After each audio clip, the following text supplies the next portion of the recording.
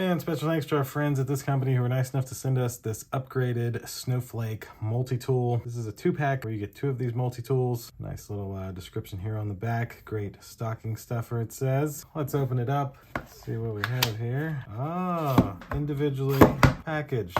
That's it for that box. So these are both identical 20-in-1 Snowflake multi-tool. You just get 2 of them. So we're just gonna open up this one and let the top come off. There we go. And then we've got, there's a user's manual in the bottom here, but there we go. That's it for the box. And this is our Snowflake multi-tool user manual.